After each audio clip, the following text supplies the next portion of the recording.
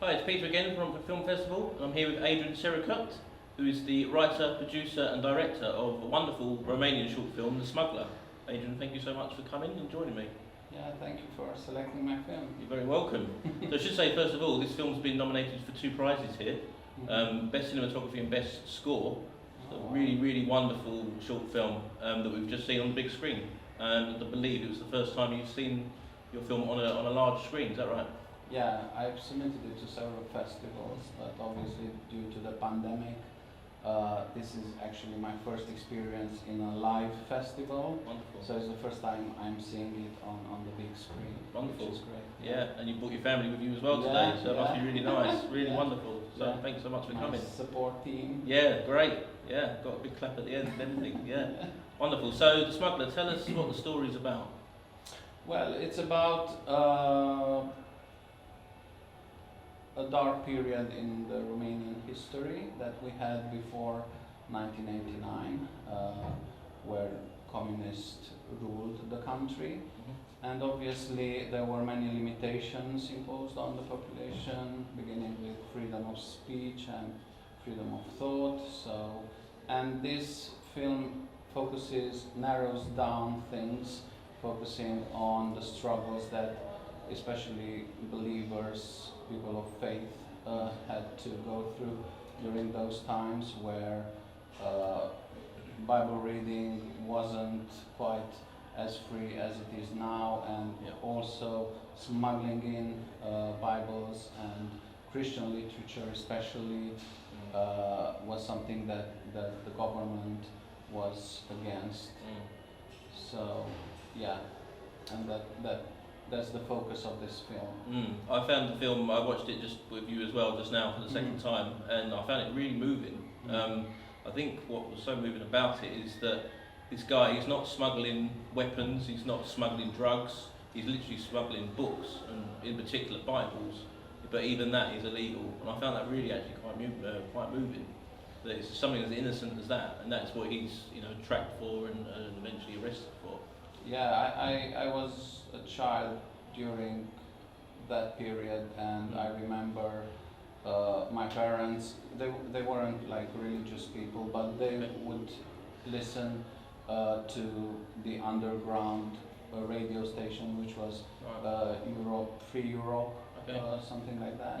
And they would broadcast from Germany, and lots of people throughout Romania would tune in to get the real news, because everything was state controlled.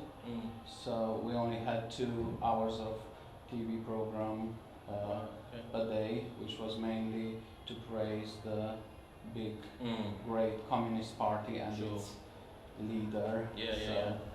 So that was your inspiration for the film, literally living through that period. Yeah, itself. so I've lived through some of that, and I recall some of the things. Obviously, this religious part, I wasn't part of that, but I have friends who had to go through that, and So it does say based on a true story. Yeah, so it's like a mix.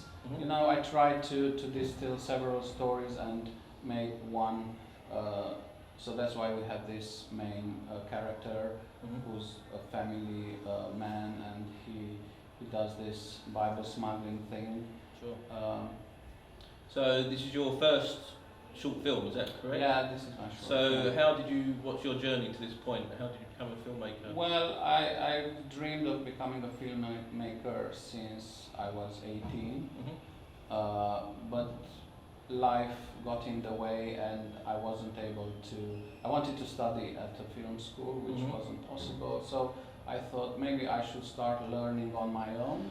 So I started doing videos for weddings, events, corporate stuff like that. Eventually I started my own production company, and that was my school, my film school. So it's been a journey now, 15 years. Right.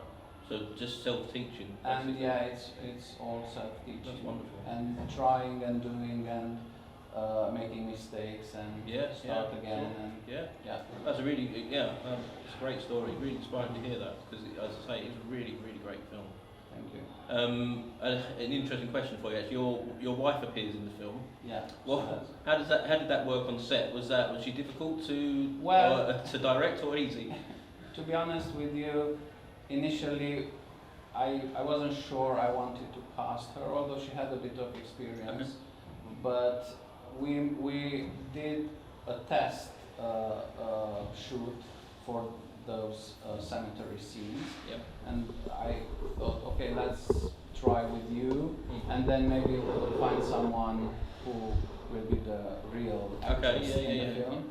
But then I was quite impressed by her performance, and so I thought, okay, why not? It's easier, and she wanted to do it. So Great stuff. Yeah, great. That's how it came. Excellent. So another thing I want to talk about is the cinematography. As I say, we have nominated it for best cinematography. It is really wonderful cinematography. It's very evocative of the period. I didn't live through 1980s Romania myself, but I've seen plenty of films set around that time and TV series and things.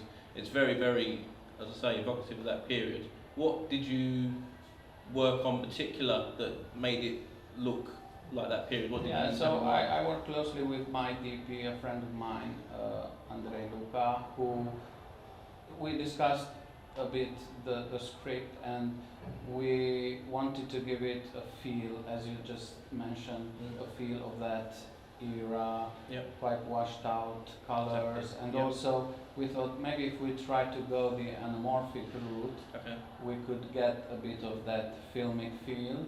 So we use some DIY anamorphic lenses and adapters.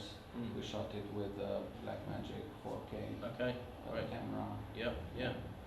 So some of the locations, they also look, what you'd expect for the period. Obviously they were real, so how did you scout that? We filmed the film in 2019. Obviously things have moved on in Romania, so but we managed to get some rough looking locations. Like the train sidings and lots of flats and some streets without any proper roads and stuff like that. And a friend of mine got us an old apartment, which looked quite similar to the era. Absolutely, It was a bit tight to film in there because it was fairly small, but I think, and lots of friends and who brought props and clothes and wardrobe, stuff like that. So it was all very low budget and Excellent. And the cars? We managed to get a few cars. Which there are people who actually now those cars are quite vintage now. So people who collect vintage cars. So we managed to get in touch with one of those guys, and he was willing to help us. Excellent. And the score, we need to talk about the score. Really beautiful score. Piano-based score. Wonderful. It's another friend of mine who's a composer, so I asked him if he could help us with that, and he was up for it. We worked a bit on the score, and I'm quite happy with how it came out. It's excellent score. Thank you. So next projects for you, what are you working on now? Have you got anything? I have an ambitious plan of doing a feature now. But that takes a bit more time, because you need proper funding and more budget and things like that. And also just refining the idea and the final script. It's still in the works, but that's my next project. Brilliant. I really look forward to whatever your next thing is, and I hope you submit it here. Because we all the jury really love this film. Thank you for existing and for accepting my film. Very welcome. Thanks so much for coming, bringing your family as well. Thank you. Great stuff.